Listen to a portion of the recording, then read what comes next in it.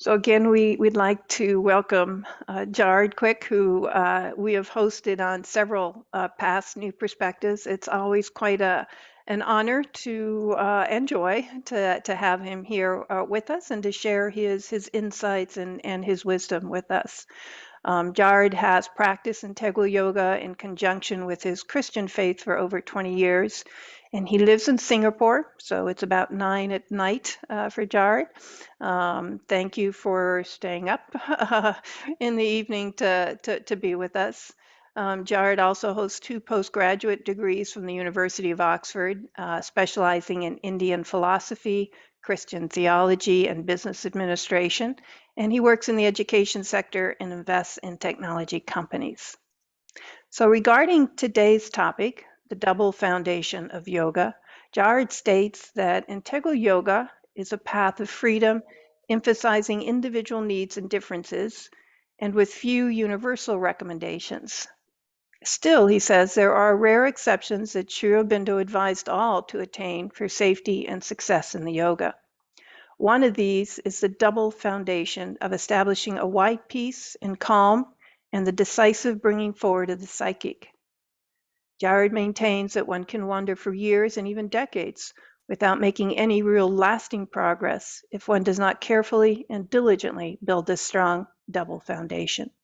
So our session today will consist of a study of Sri Aurobindo's letters on yoga, led by Jared, followed by a mantra chanting session facilitated by Vladimir. And as always, we'll also end with a Q&A session, so any of your questions post in the Q&A box. With that brief introduction, Jared, let me hand it over to you. Okay, thank you, Radhe. I'm going to share screen now. Okay. So is it clear, the slides? Yes. Oh, thank you. And thank you everyone for attending so early in the morning. So today's talk, so to speak, is sharing is going to be somewhat different from the last 2 or 3 I've done.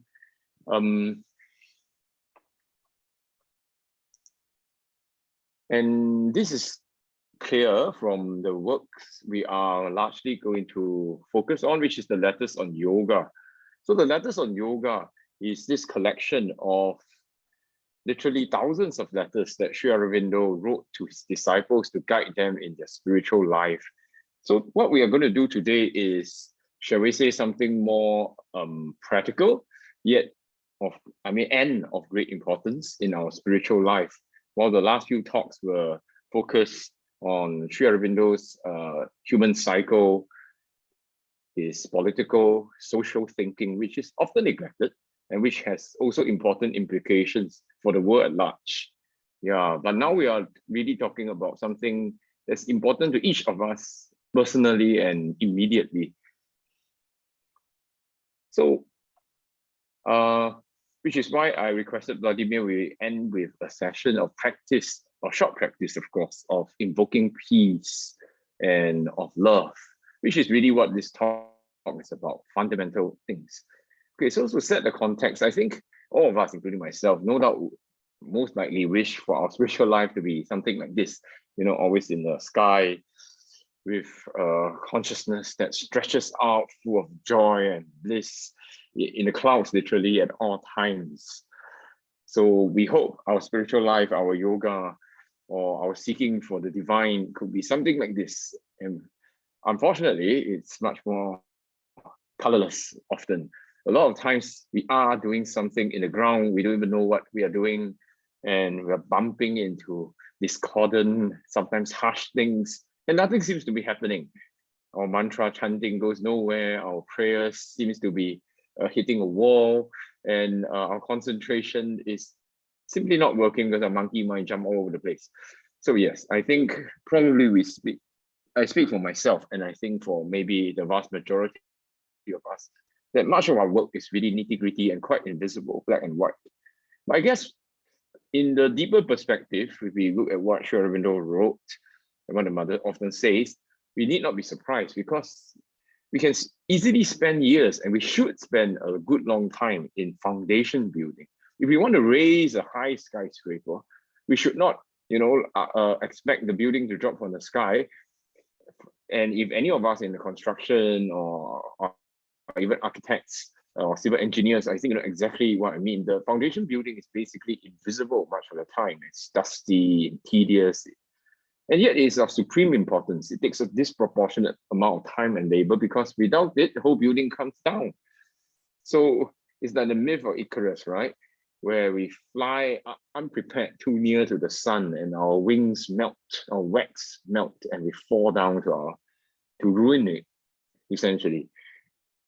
So, of course, we believe there's always divine grace. We believe there's always a helping hand and a divine hand that upholds us, literally. But that does not mean we should be reckless and try to fly and soar among the clouds without even building a proper, firm, wide, deep foundation first. Which is why the divine God, the Mother in her grace, always keep us very close to the ground. And for years, they really were doing nothing. But just plodding along. But it's for good reason. And so today's talk is really talking about the plodding and what we are doing the plodding and what we should be focusing on. Yeah. And so really today is really, we are sharing about something which I think many, if not most of us, will have a good deal of appreciation, but we need this reminder, right, about the double foundation. So there's this very interesting and important line in one of the letters of Sri Aurobindo.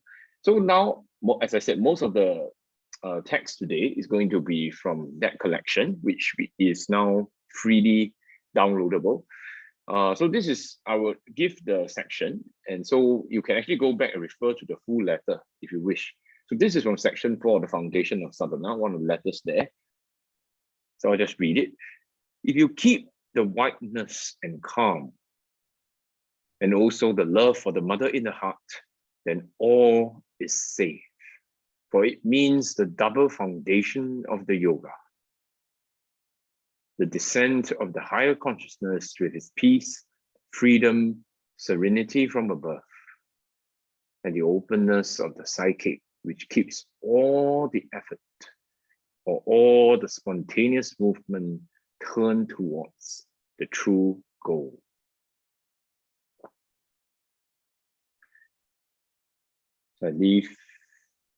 So I really hope as we share the slides, as later after the thing, we can all go and meditate on some of these letters, because I read all these letters like 20 plus years ago, but you know, you can find endless lessons in them.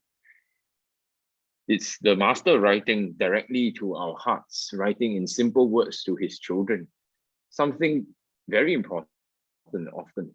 Yeah, gems that are hidden in such what we may call simple, clear language, yeah, that we really should pay attention to.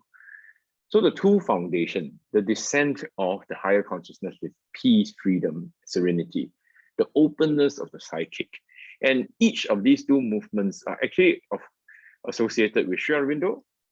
The first, the descent of the peace, and the psychic, more with the mother. But of course, this is just a way of speaking, because the two are one, right? But still, there is a truth to that, that it is the double foundation. Each foundation is associated with either Sri Aurobindo or the mother. And together, there is that complete foundation that we need to build.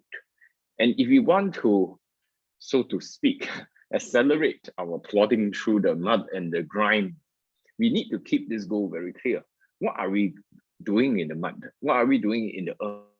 Why is the divine keeping us so close and not opening up the skies, so to speak? Like we fly up to the overmind, the supermind, and everything else. It's because we need to build this double foundation. And we can keep our minds humbly focused on this task. It will allow us, when the day comes, to fly safely, so to speak. So in other words, or to put it another way, the integral yogas is actually a path of freedom. I have in my years studied some parts of the Tantra. I read out some things on what you may call Christian yoga, or more like the Christian spiritual or Catholic spiritual paths, right? So we can say that many of these traditional paths are very fixed. Fixed doesn't mean it's bad. That means someone has plowed through the path for you, built a highway from one state to another, and you can just take your car and fly really fast at whatever speed you want. But it's fixed. The road is built, and there is only one road. Also, you meditate in a certain way, you visualize certain mandalas in certain ways, you chant certain mantras, and after you get certain experiences, you move on to the next stage. So it's very fixed. But the integral yoga is not like that. It is the adventure of consciousness and joy, as we can quote from Savitri, right? So, and there are very few fixed formulas, but there's some master principles that guide this freedom. And some of these most important principles just summarized in this line from the mother, which is that the personal effort required is a triple labor of aspiration, rejection, and surrender. Aspiration, rejection, and surrender. These are master principles. And even in the building of the double foundation, which in itself, by the way, is also a principle. That means we need to build this double foundation. We need to focus on this double foundation. We need to keep in mind that this comes by aspiration. That means the foundation building comes by aspiration, rejection, and surrender. We aspire for the peace. We aspire for the psychic love. We reject everything that goes against it, and we give ourselves up more and more so that this foundation can be established and the divine will be served. So aspiration, rejection, and surrender remains master principles behind the building of the double foundation. And of course, the double foundation itself, this focus on it, that means we first build the foundation before attempting to pull down all sorts of forces or open up our inner being and become some, I don't know, occultist or something. Yeah, so these are key foundations, key principles that are scattered throughout and often found in the letters, the mother, and so on and so forth. And it's always useful to return to these master principles, even as we go on our adventure and our road trip, to the city of God, shall we say. Okay, so let's talk about the first change. The first change is really the psychic change.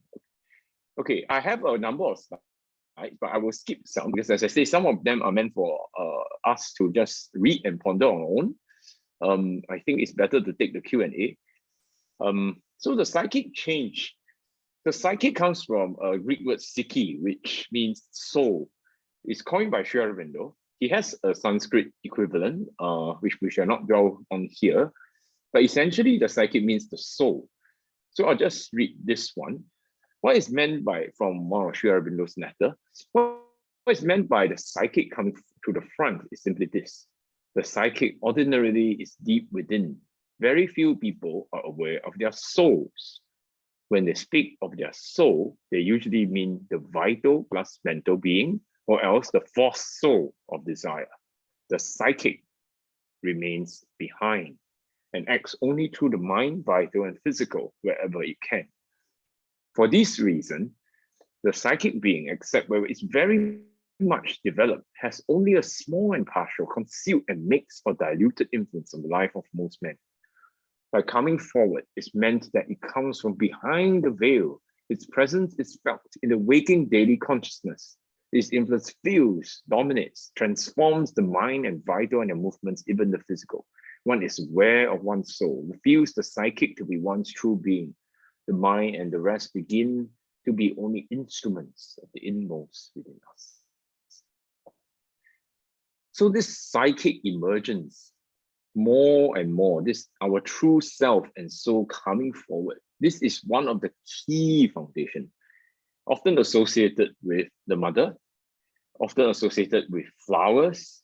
All these are rich topics, which I really hope we can find out more on our own, and which is why actually the picture is carefully chosen. It's the mother looking at a beautiful flower in Japan.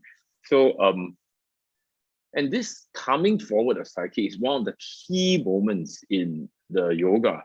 one of the most important, if not the most important movement of the yoga. And we need to recognize what it is and aspire for it. And the key sign for it is something so simple, yet something so, should we say, because simple things are not always easy things, right? So it's something so simple, yet so difficult. So what is the sign of the psychic coming forward?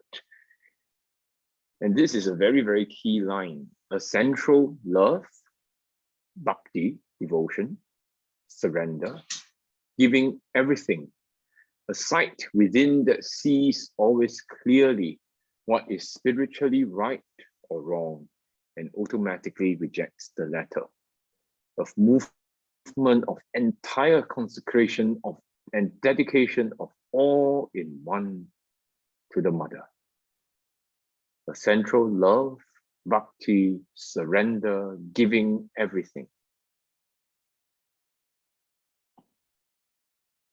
So I think if we feel in ourselves that movement of self-giving, this generous flame that goes straight to the divine, or whatever we conceive of as the divine within us, this complete self-giving, I think we should treasure that as our most precious movement, our most precious movement.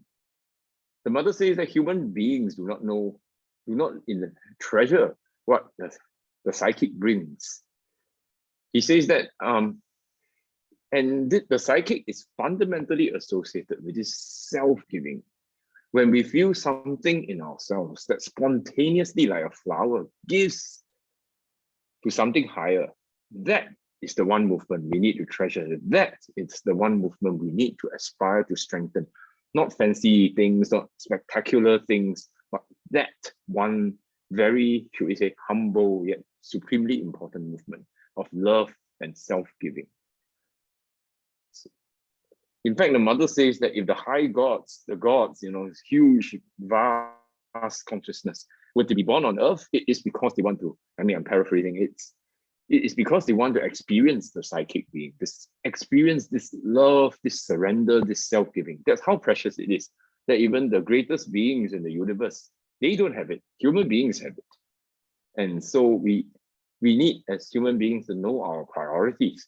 Like, what is the most precious thing? It's actually that love, that true love, that self-giving. So this is quite long. I will only read part of it, but it's a very, very incisive letter that Sri Aurobindo wrote to differentiate between false love, or the love of other parts of our beings, or the lesser love of the other parts of being, and the true psychic love. In essence, the psychic love is characterized by complete self-giving with no desire, no demand. It's completely natural, like how a flower blooms. It doesn't matter whether it doesn't get hurt, a rose can bloom, that people don't look at it or even trample on it. It still blooms.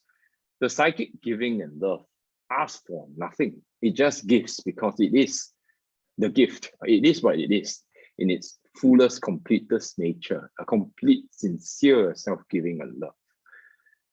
So I'll read part of it. When the psychic being awakens, you grow conscious of your own soul. You know yourself, and you no longer commit the mistake of identifying yourself with the mental or with the vital being. You do not mistake them for the soul. Secondly, when awakened, the psychic being gives true bhakti, devotion, for God or for the guru. That bhakti is quite different from mental or vital bhakti. In the mind, one may have admiration or appreciation for the intellectual greatness of the man or guru, but it's merely mental. It does not carry the matter very far. Of course, there's no harm in having that also, but by itself, it does not open the whole of the inner being. It only establishes a mental contact. The vital bhakti demands and demands. It imposes its own conditions. It surrenders itself to God, but conditionally. It says to God, "You are so great, I worship you, and now satisfy my this desire or that ambition. Make me great, make me a great sadhak, a great yogin," etc. The unillumined mind also surrenders to the truth, but makes its own condition. It says to the truth, "Satisfy my judgment and my opinion." It demands the truth to cast itself in the mind on its own form. Its dogma, in other words. The vital being also, or it's been blocked, on the truth to throw itself into its own movement of force.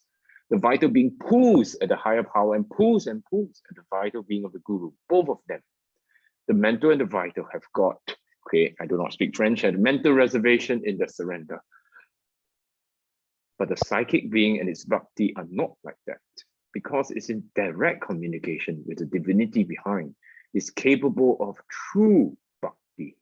Psychic bhakti does not make any demand, makes no reservations. It is satisfied with its own existence. The psychic being knows how to obey the truth in the right way. It gives itself up truly to God or to the Guru. And because it can give itself up truly, therefore it can also receive truly.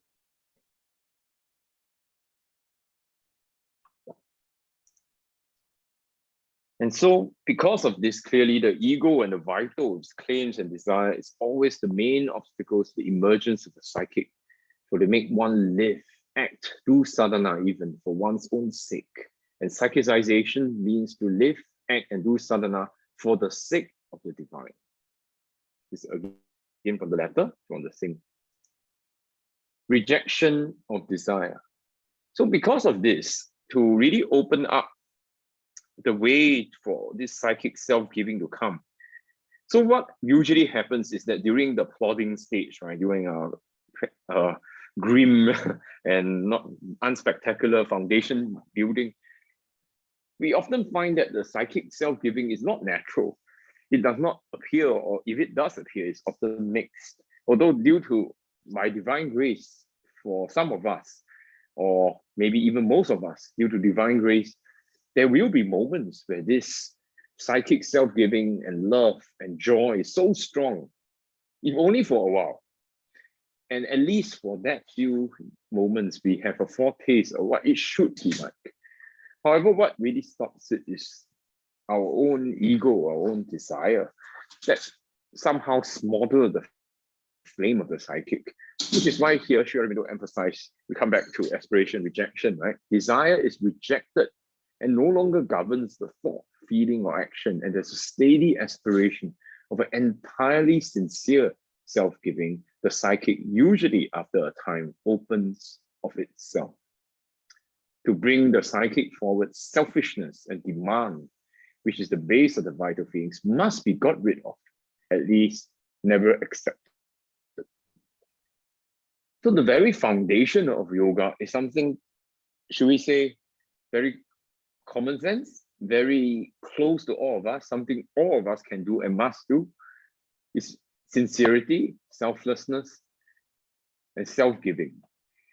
And with that, only with that, actually, can the psychic consciousness really burst out completely, bringing everything else, light, knowledge, power, remembrance of the past, and so on and so forth. Yeah, so comes to that. Okay, so this one I will not read, but essentially this leads to the second part, which is about the descent of the peace. The main part I want to focus here is that neither of the two movements, these two movements, the psychic and the spiritual, which is the descent, is complete without the other. So the psychic movement is most likely, for most of us, the safest start, should we say. For some of us, due to our past life, due to our past training, or whatever it might be, spontaneously, there is a descent of knowledge, of peace, of joy, of light, of power, whatever it might be. That can happen. I mean, this is a path of freedom, right? That can happen. In fact, my own path, so to speak, happened like that. It started more with the spiritual, not so much with the psychic. But for most, I would think, the psychic awakening, that means the increase of self-giving and love, is both the safer and to some degree the more natural way. And it certainly prepares the other one. Because if the spiritual were to happen without the psychic, it has its own, shall we say, dangers. Yeah, because it could be an incomplete descent. And then it can inflate the ego, and then that will be a lot of untoward things obviously can happen. So at the end of the day, if we feel this movement of love, this self-giving, we see the divine, and there's this spontaneous joy in the presence of the divine or nature or some whatever we feel to be higher. We should treasure that movement. We should aspire for that movement to be complete, because that is actually the foundation of foundations in a sense. Yeah.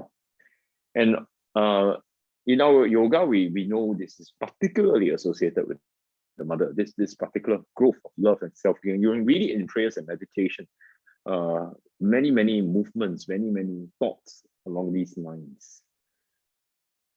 Okay, so this is for reading. So we'll move on to the second foundation, which is silence and whiteness, which is very much associated with Sri Aurobindo. I think many of us who know his life will know that when he reaches back to India from the UK, from England, he had this vast peace and silence descending on him. And when he started practicing yoga, within about 3 days, he was able to silence his mind by essentially hurling out the thoughts. So the silence is something very much associated with the master. And for some of us who are fortunate to have meditated in his room or in Sri Aurobindo's ashram, or I mean, particularly in his room, you may have felt this vast descent of peace and silence. That's very much characteristic of the first beginnings of the spiritual change. What Sri Aurobindo calls the spiritual change. He was quite specific. So he calls the psychic change, what I have just described, the growth of love, self-giving, peace, joy from within the heart, shooting up like a flame upwards. And then he calls this great descent of peace and silence the beginning of the spiritual change. And both of these leads on to what some of us who have read more about this calls the supramental and so on, overmental, supramental change that's later on. Yeah, much later on.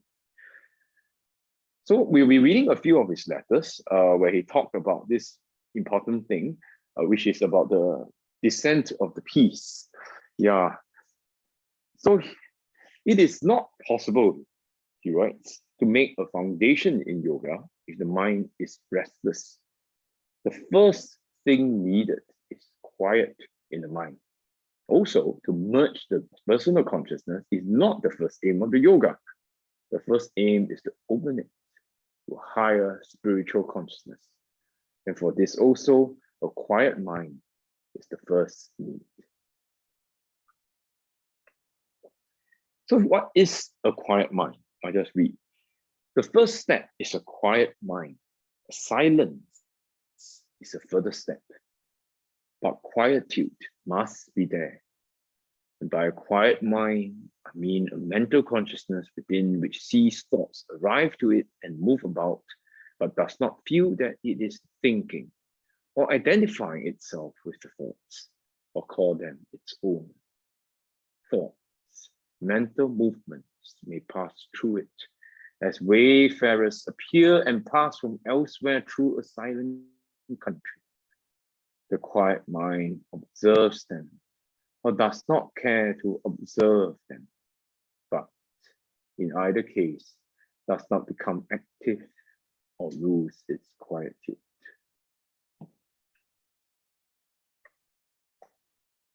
So this detached mind, which in other parts of the letter, he actually writes about the separation of Purusha and the Prakriti. So this he finds at the beginning of the silent mind, the quiet mind, where you manage to detach yourself, not get involved in the thoughts. And the thoughts and the mind falls silent more and more. So that is the first step for everything else to come from the above. So then he talks about the descent of silence, which is one of the key, most important experiences in the yoga. So other than the psychic increase and bursting forth, then the other cardinal experience is the descent of silence, which actually I believe many of us may have been fortunate to already have felt at one point or another. Silence is more than quietude. It can be gained by banishing thought altogether from the inner mind, keeping it voiceless or quite outside, but more easily It is established by a descent from above.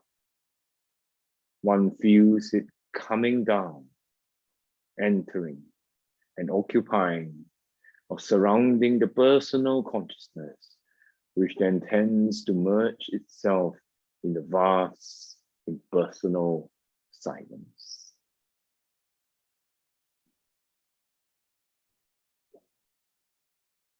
So again, when we speak about aspiration, rejection, surrender, so what do we aspire for?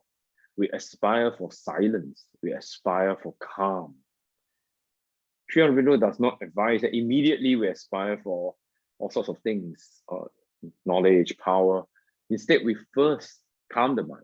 We aspire for this vast calm and peace to come first. So that is the safest way. And so he says, equanimity and peace in all conditions, in all parts of the being, is the first foundation of the yogic status.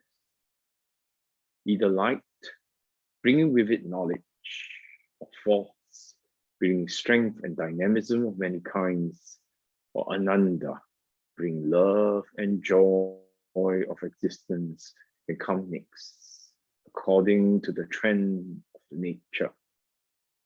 But peace is the first condition without which nothing else can be stable.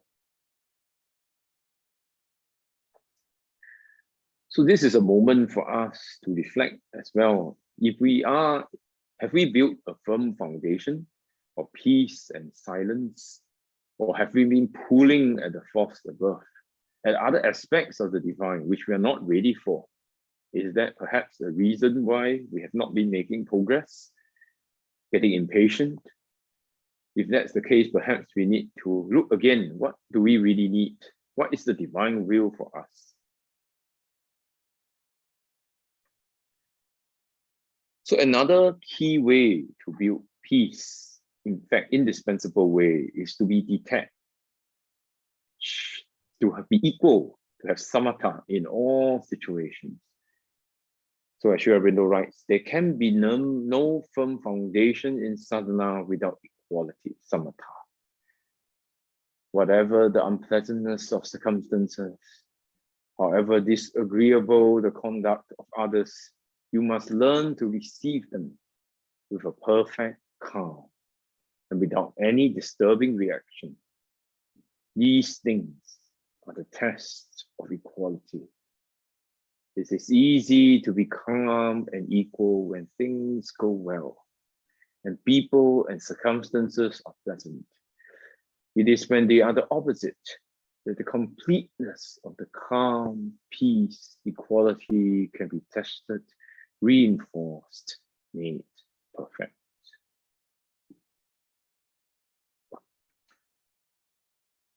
So again, if we reflect, if our life has a lot of circumstances that are harsh, discordant, unpleasant, sometimes, a lot of times, in fact, if we are sincere, it's always the case that these are graces. These are grace for us to master peace and calm.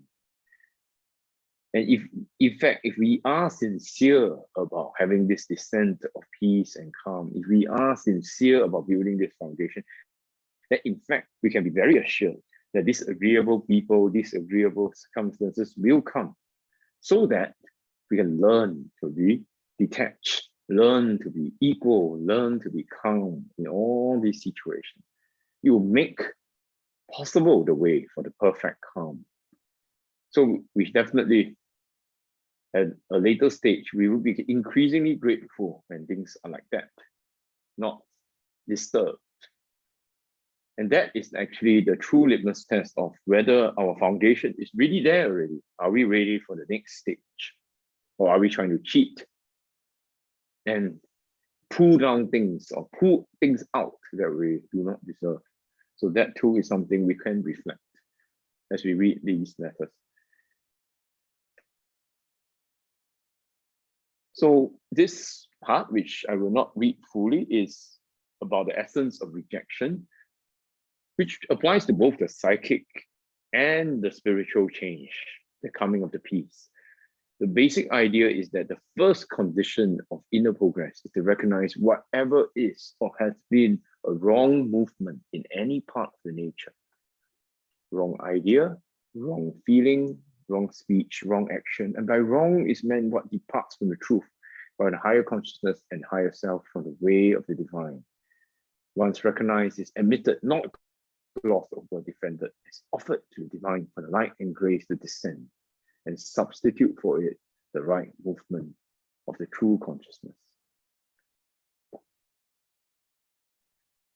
So whatever wrong movements we have that block the building of the true foundation, or even movements which are movements of impatience, where we try to leap ahead and seize things that we are not ready for, this too is something we can offer up right now to the divine for the light and grace to descend and substitute the right movement of the true consciousness.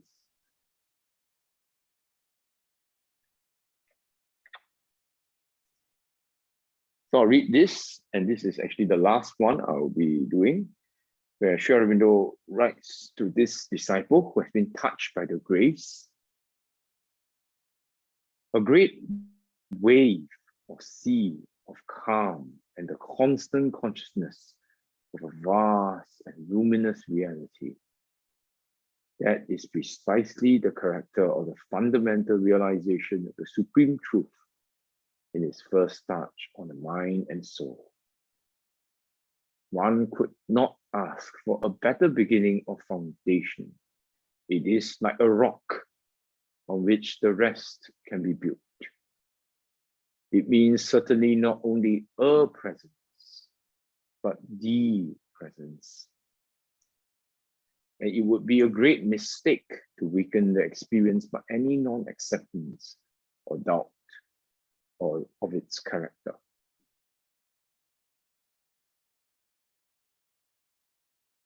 This vast and luminous reality, as Sri Aurobindo writes elsewhere, is the Satpurusha, the being. In fact, for those of us who have faith, Sri Aurobindo himself actually,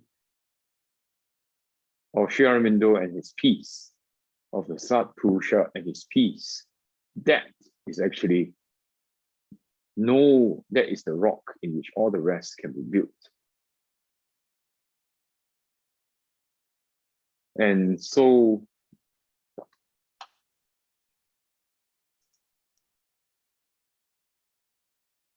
that would be all from the letters of Sri Aurobindo.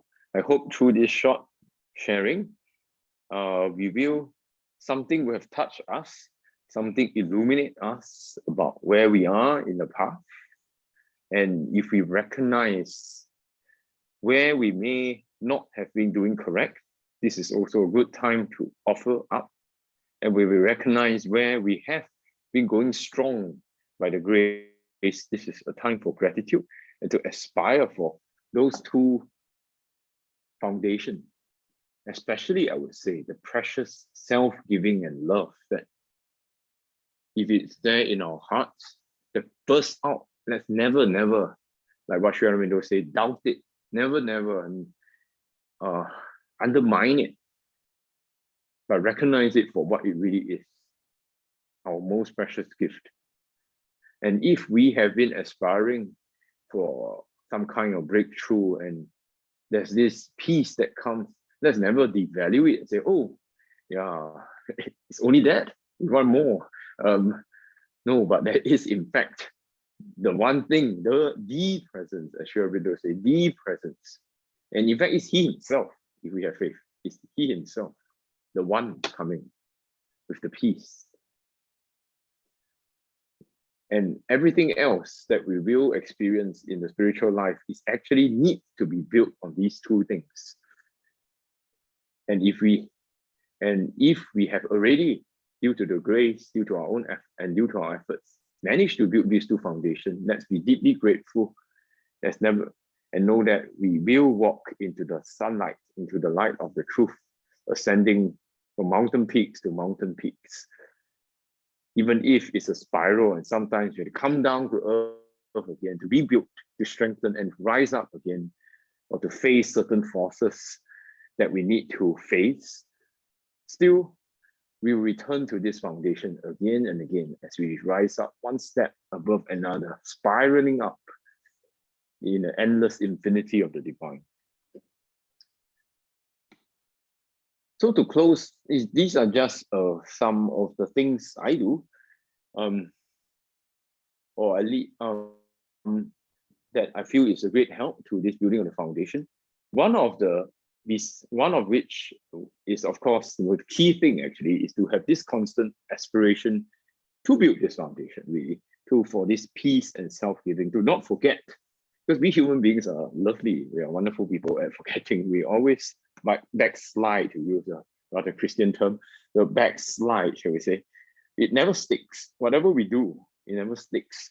So we need to keep on bringing ourselves back again and again and again to what we need to do, which is peace, peace, peace, detachment, love, self-giving, sincere self-giving with no demands. And if we have ever experienced it in the psychic bursting out, whether even if it's self-giving, sometimes maybe at the start you feel it to a person, a human being, another human being.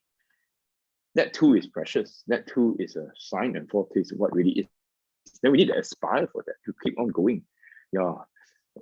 And I find Savitri hugely, hugely useful as an offering. I memorize sections of Savitri, some of my favorite sections. Canto 15, Book 2, the Adoration of the Divine Mother, Book 3, Canto 2, certain parts of other sections which I feel myself resonates with. It's actually different for each person, and they are like my personal mantra, shall we speak. And also reading of key reminder passages, like those I just read. They are simple, written in simple language, isn't it?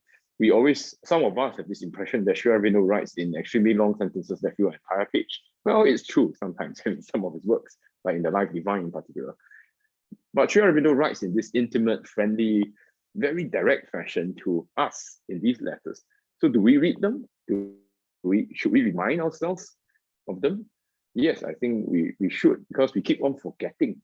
That's the thing. I keep on forgetting for sure. I'll get lost in work, in everything else, even in other parts of the spiritual life, forgetting, which is why I have wasted enormous amount of time actually to do a personal sharing. When I say I wander for years and decades, I have wandered for years and decades without perhaps on the surface making much progress, to be frank. Yeah, so I need to be brought back to the basics again and again and again. So that is definitely my personal journey. Flowers, yeah, I wouldn't have time to expound on them, but the mother gives a great importance to how flowers can play a big role in awakening our self-giving and love and psychic. Pictures, Sri Aurobindo and the Mother, spiritual journal. And for some of us who have, should we say, conversion spiritual life, because I'm a Christian as well, as we heard the biography. So then there'll be other practices to converge and merge and whatever it might be. And those practices actually will have their own up and down cycles. But those are unique, which is why integral yoga is adventure of consciousness. There's no fixed, there are very few, should we say, fixed formulas, but many master principles.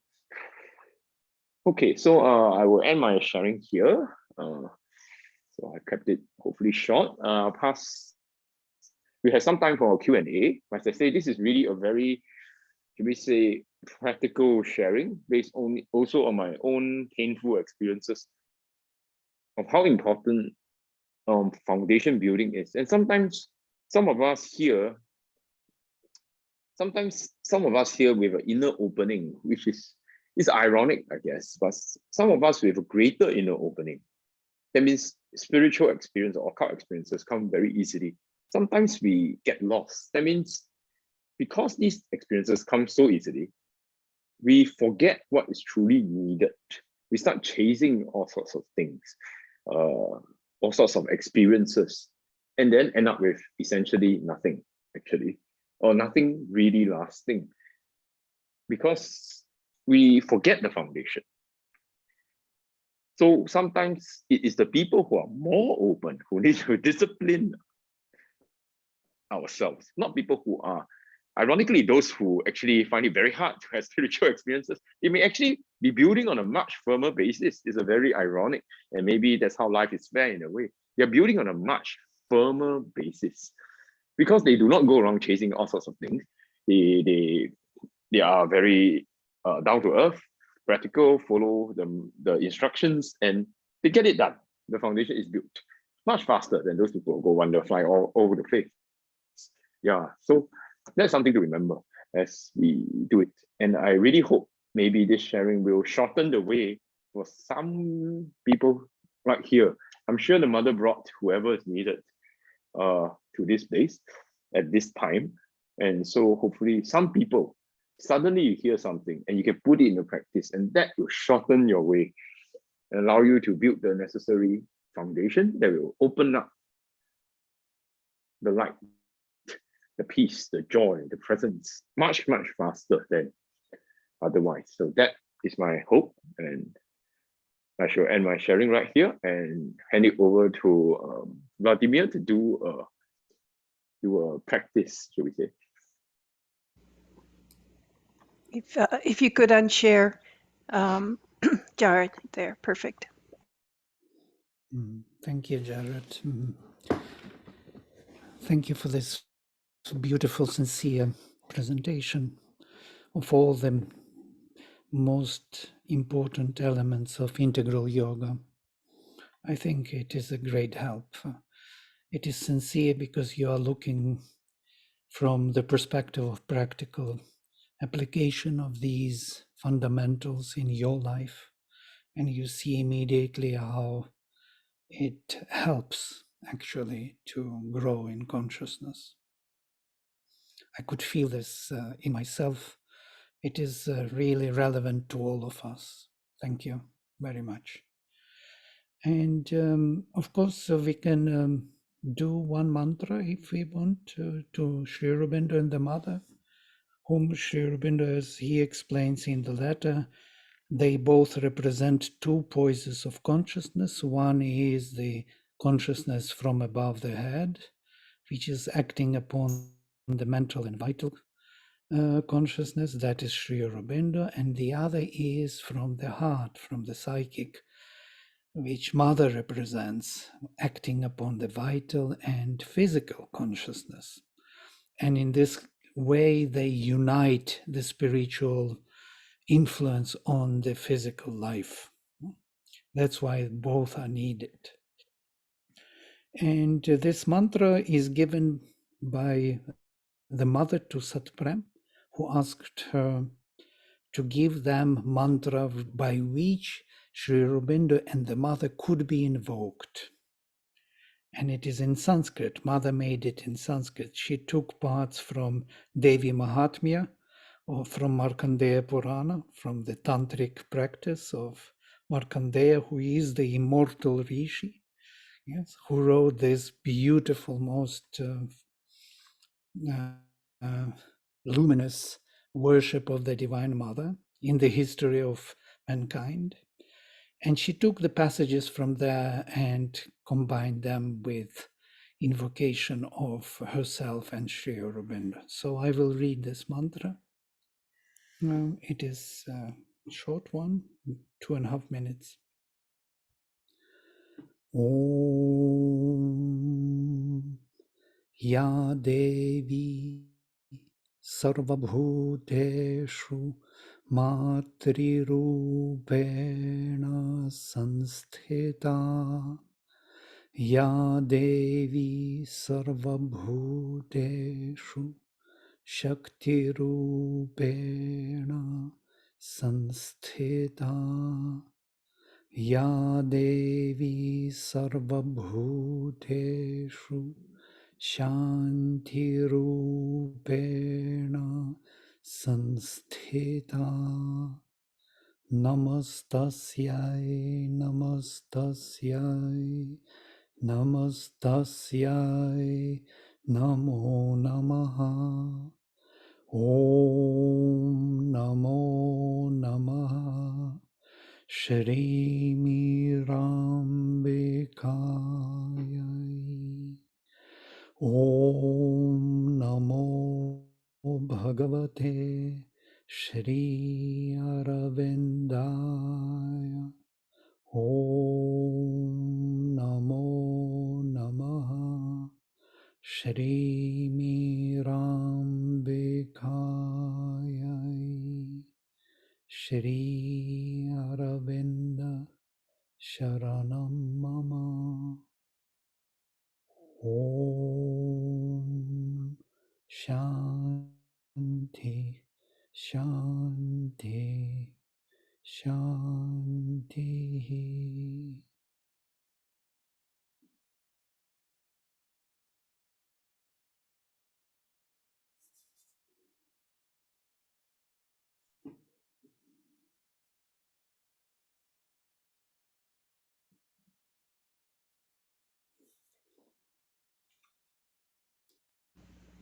Thanks, Vladimir. And I see we do have one question, Jared, for you.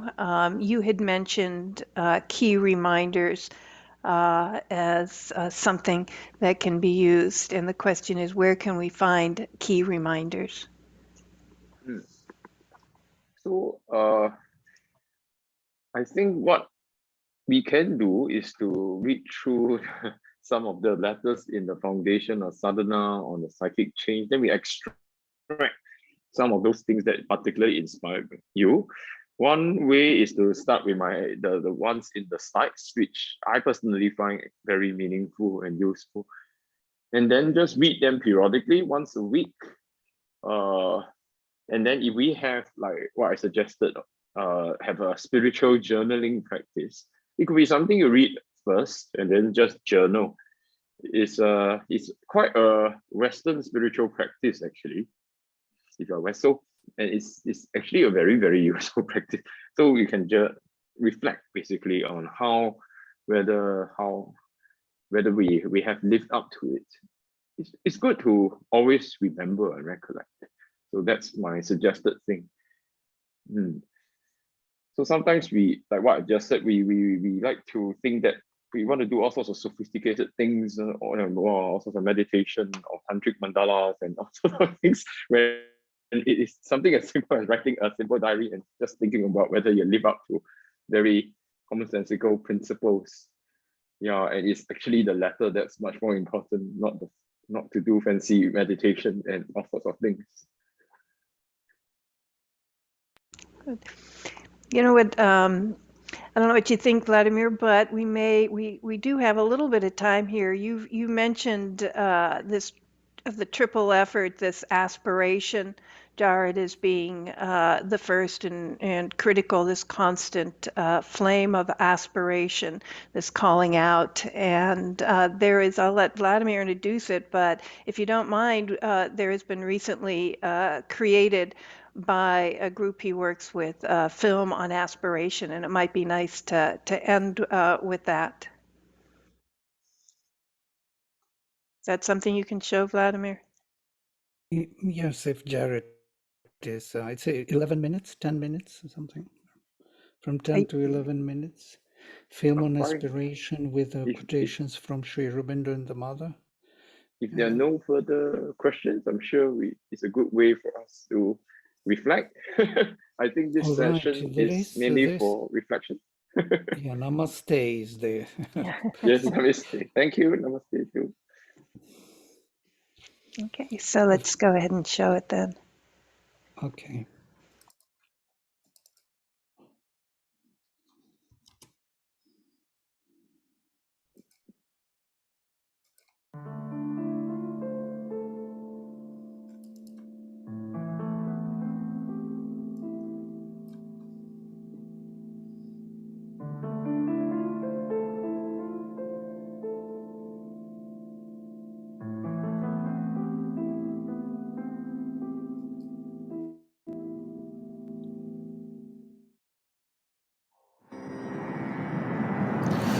Om Agnimile Purohitam Yajnasya Devam Ritvijam होतारं रत्नधातमम् अग्निः पूर्वेभिर्षिभिरीड्यो नूतनैरुता सदेवमेह वक्षति अग्निना आरयमश्नवत्पूषमेव दिवे दिवे यशसं वीरवत्तमम् अग्नेयं यज्ञमध्वरं विश्वतः परिभूरसि सैद्देवेषु गच्छति अग्निर्होता कविक्रतुः सत्यश्चित्रश्रवस्तमः देवो देवेभिरागमत्.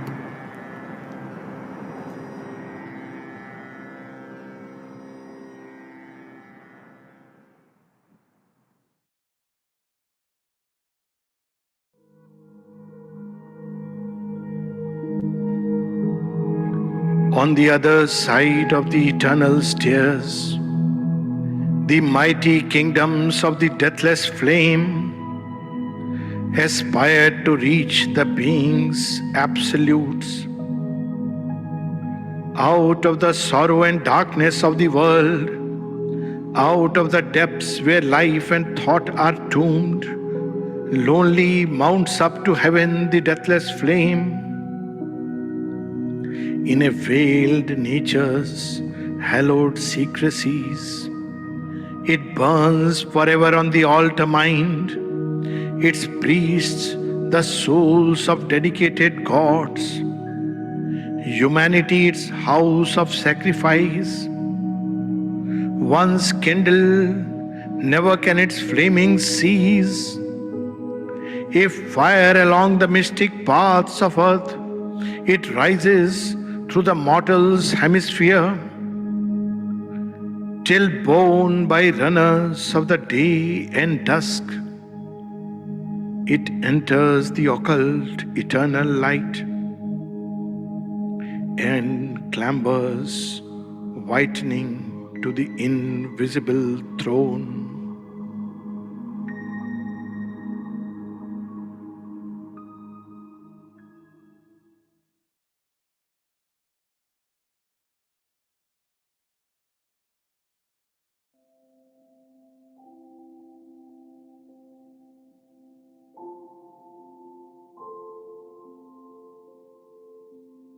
In the silence of the heart burns the lamp that can never be extinguished, the fire of an ardent aspiration to know and to live integrally the divine. Aspiration is like an arrow. It rises, rises, rises straight up, very strong, and then it strikes against a kind of a lid, which is there, hard like iron and extremely thick, and it does not pass through. And your aspiration is a drop of water which, instead of falling, rises. And when it makes the hole, suddenly it springs up out of this lid and enters an immensity of light. It is truly like a great purifying flame of will, and it carries in its core the thing that asks to be realized.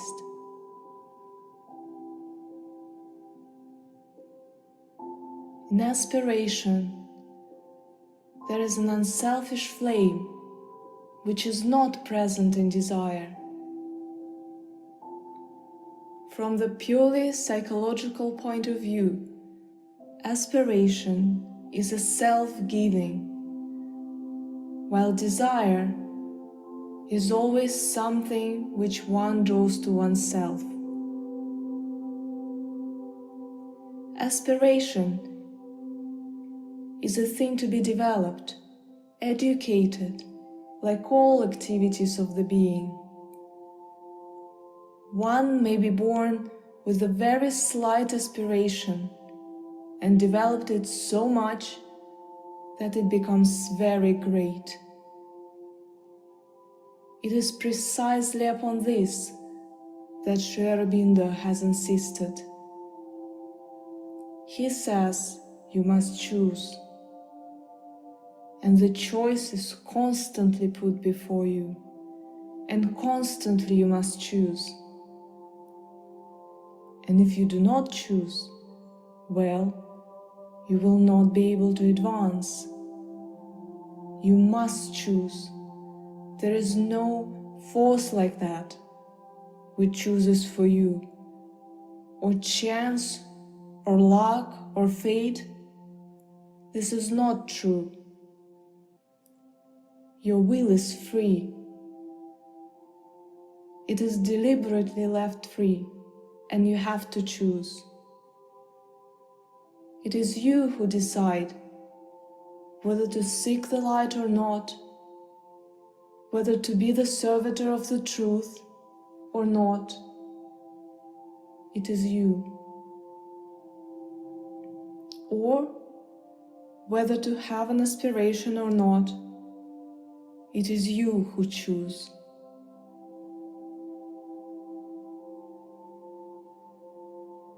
What is necessary is an aspiration which burns in the being like a constant fire.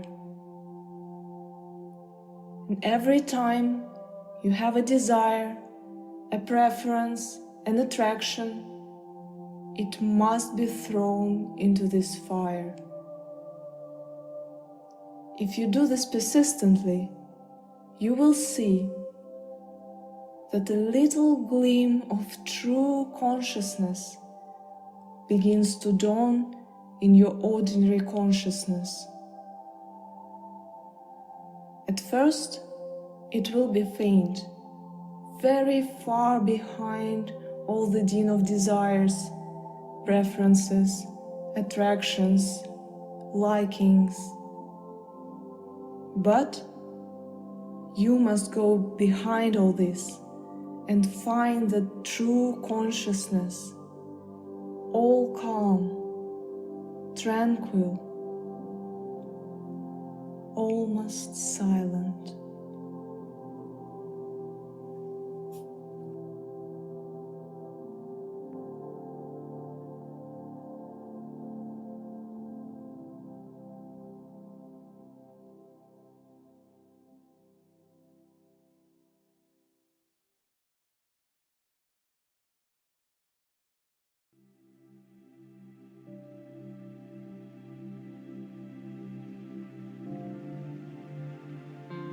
Aspiration is to call the higher forces. When the forces have answered, there is a natural state of quiet receptivity. But the clarities of the higher illumination cannot be kept so long as there is not this strength of the flame of aspiration to guard them. For hostile powers snatch them away and conceal them again in their secret cavern. Aspiration is the divine will being manifested in man. Itself liberated, liberates him from the cords which bind him as a victim in the world sacrifice, and destroys the powers of falsehood, whose limitations cannot hem in its growth and its outflaming. It brings the divine waters from the luminous heaven, the divine wealth liberated from the attacks of the enemy, and gives the final peace and perfection.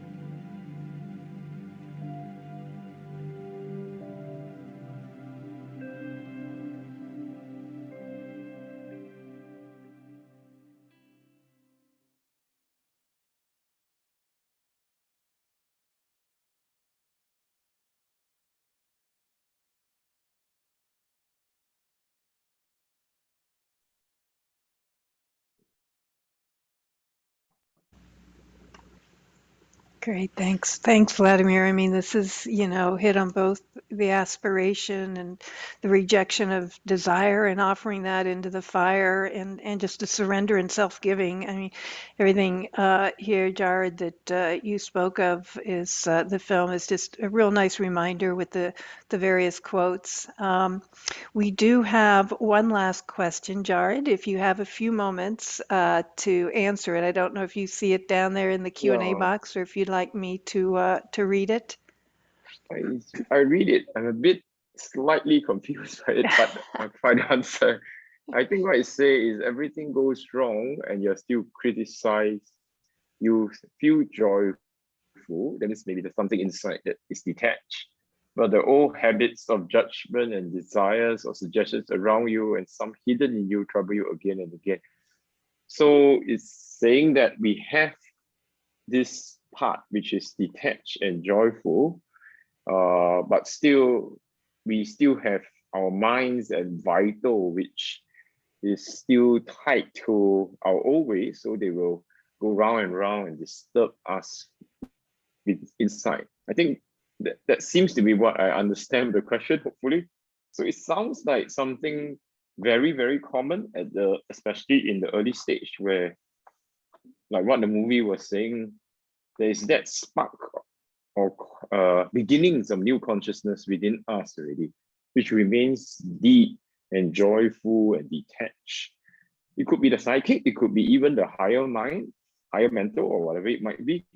But whatever it might be, it's detached. But the outside Prakriti, the outside nature is still going like crazy. I mean, it's still like a monkey jumping about, tied to the ego and so on.